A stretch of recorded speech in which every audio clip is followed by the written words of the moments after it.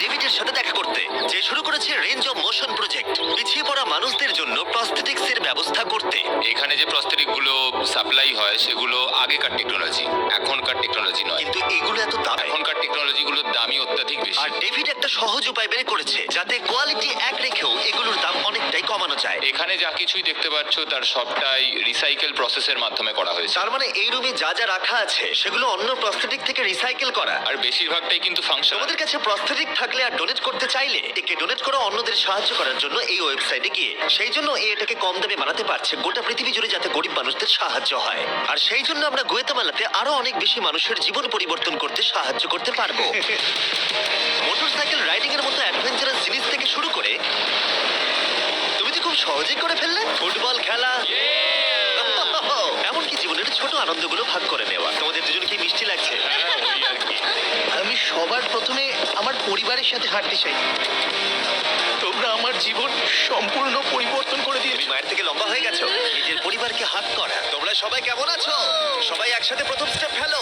এমনকি বাচ্চাদের স্বনির্ভর হতে দেখা।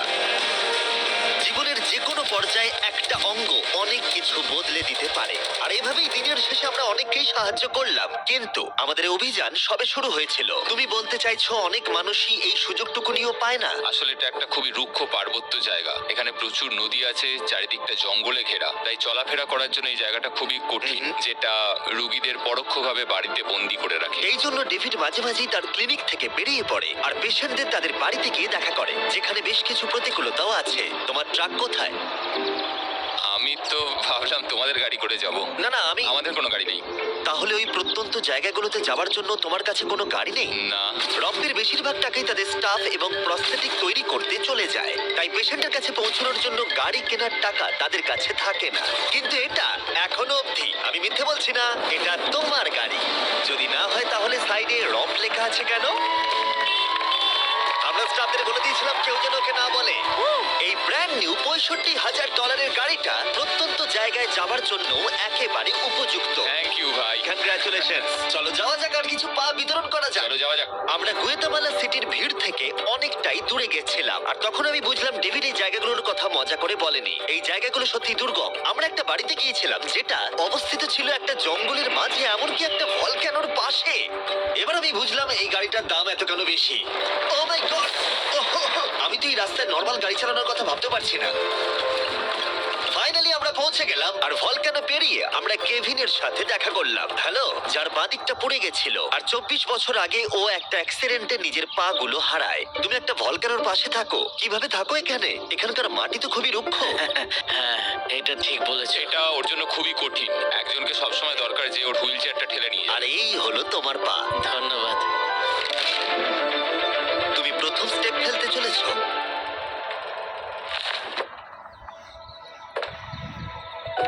ঠিক আছে, আমরা এখন ভলকানোর পাশ দিয়ে হাঁটছি। নিজের মায়ের কাছে যাও। এসো এসো। I love you. খুব ভালো থেকো। আমাদের মতো অনেকেই খুব কষ্টে রয়েছে, আর আমি ঈশ্বরকে ধন্যবাদ জানাতে চাই আমাকে এই সুযোগটা দেওয়ার জন্য।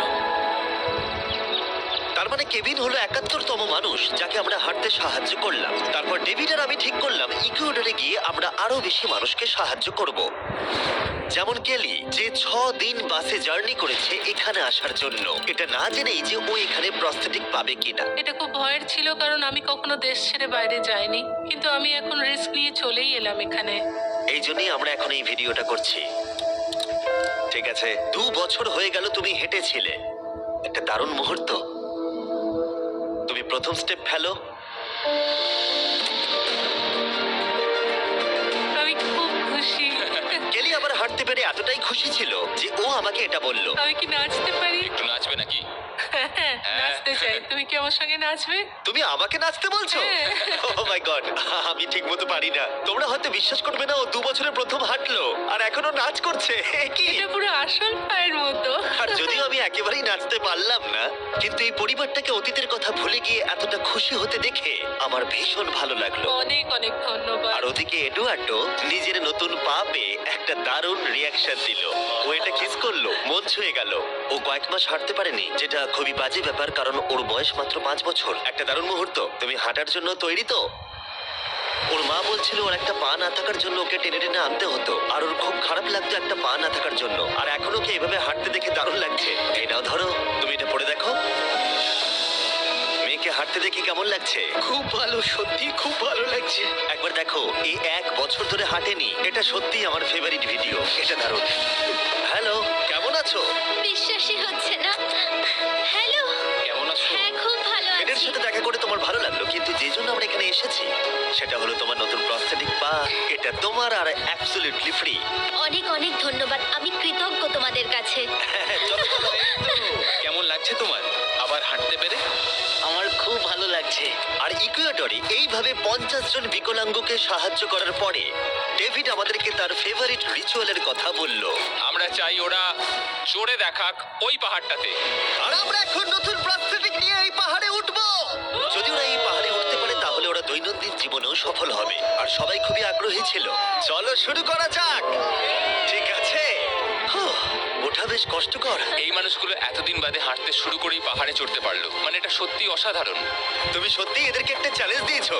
যদি তুমি একটা উচ্চতায় পৌঁছতে পারো, একটা জায়গায় পৌঁছতে পারো প্রতিবন্ধকতা নিয়ে, তোমার কাছে পৃথিবীর সবকিছুই সম্ভব মনে হবে। সবকিছু মানে সবকিছু। আর আমি এটা দেখলাম, এই বিকলাঙ্গদের মনে এতটা উচ্চাকাঙ্ক্ষা দেখা আমার জীবনে সম্পূর্ণ নতুন একটা অভিজ্ঞতা ছিল। এটাই এই ট্রিপের উদ্দেশ্য। আর এরা কেউই হাল ছাড়ছে না। সত্যি কথা বলতে আমি বুঝতে পারছিলাম না কেন আমরা এই পাহাড়ে উঠছি, কিন্তু এখন আমি বুঝতে পেরেছি। যদি তারা এই প্রস্থেটিক নিয়ে পাহাড়ে উঠতে পারে তাহলে তারা দৈনন্দিন জীবনে যে কোনো বাধা পেরোতে পারবে। আমরা টপে পৌঁছে গেছি। খুব ভালো।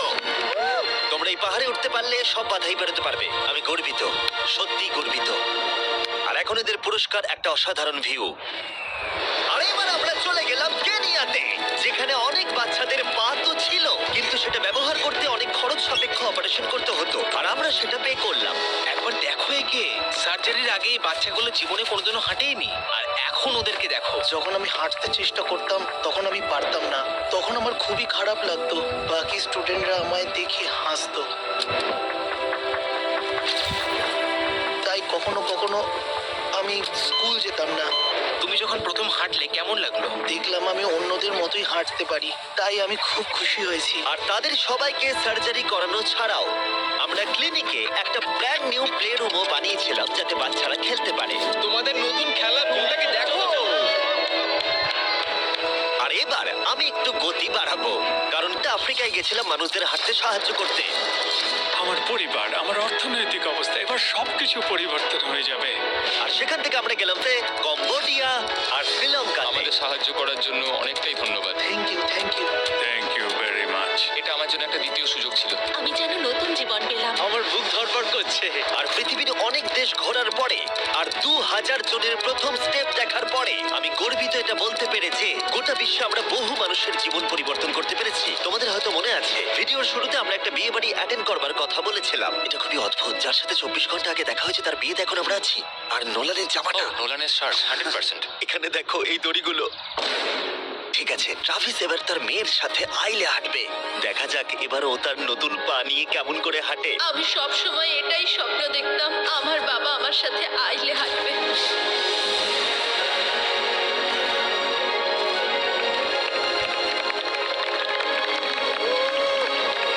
আমার কান্না পেয়ে যাচ্ছে। এটা অসাধারণ।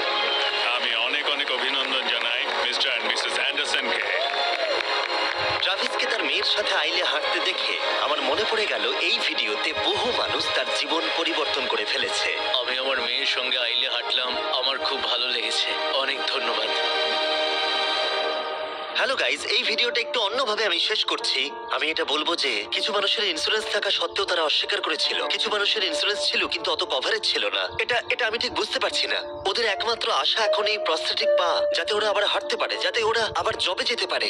একজন ইউটিউবারকে এগিয়ে এসে সাহায্য করতে হবে, এটা সত্যি ভাবা যায় না। আমি জানি না এর উত্তর কি, কিন্তু আমি বলবো আশা করি 100 মিলিয়ন লোক এটা দেখে অনুপ্রাণিত হবে। কারণ যখন আমি এই ভিডিওটা করছিলাম তখন অনেক কিছু ঠিক লাগেনি। তাই যাই হোক, দেখার জন্য ধন্যবাদ।